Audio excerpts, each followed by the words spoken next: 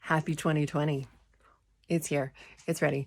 Big new start. We always say that at the beginning of the year. We start all these New Year's resolutions. We feel that freshness of the year and we say, okay, this I'm going to do differently. I've already heard people say, okay, month of January, no sugar, no booze. I'm cutting myself off. I'm getting into the health thing, etc., etc. And of course, it's a cycle, But I was kind of thinking about making something that would make lasting change and reflecting on, what I want my kids, what do I want my kids to know? And so I had this flash, and I might be getting into trouble this as a mama for doing this, but I'm actually came down and I'm sitting in my daughter Alexandra's room. Now, I wanted to talk about authenticity. And when I thought about it, I thought, our hot mess is authentic. And it's the part that we actually try to hide, right?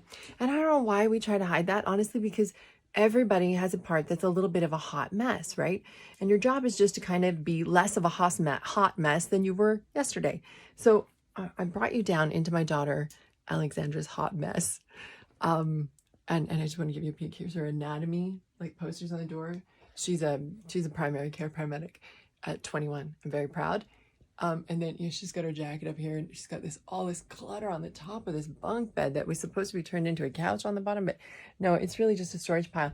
And part of this is explicable because Alexandra doesn't really live at home anymore. She finished schooling and she got a job, and now she works away at camps for 4 weeks in and a week out. And this is just, I think, really a place for her to store her stuff before she moves out. But I will say, my baby girl has always been a little bit of, messy. And my other little girl, Aurora, not so great.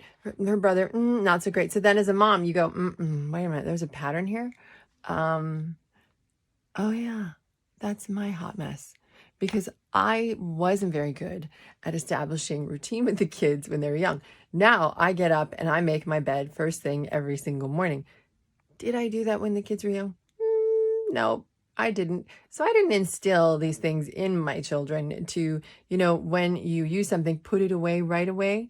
Yeah, this was something that came to me later in life and later when I was, post the stage of parenting kids who cared. Right, because they get to a certain age and they're like, yeah, mom, that's really cute. I like that you expect me to do that. Awesome. So their hot mess ends up being my hot mess anyway. But I did want to kind of show it because this is about traveling authentically.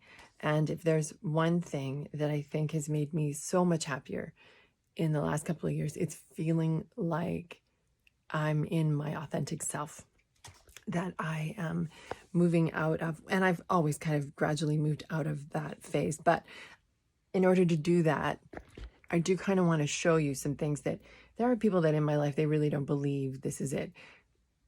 When we're young, being authentic is really tough, right? Because in order to be your authentic self, you have to know who you are. I didn't know who I was at 15. I didn't know who I was at 18. I didn't know who I was entirely, at 25, starting to get the idea. I was a mom already. But the authentic self is something that you kind of have to sit with and grow with and nurture and know. And in order to be that, you also have to have a certain amount of permission from the group with when you're with to feel secure enough to be authentic. Or you grab some guts and you be the first one to be authentic in that group, and then maybe it sets fire. And if you're lucky, you have models who know what it is to be authentic and can show you.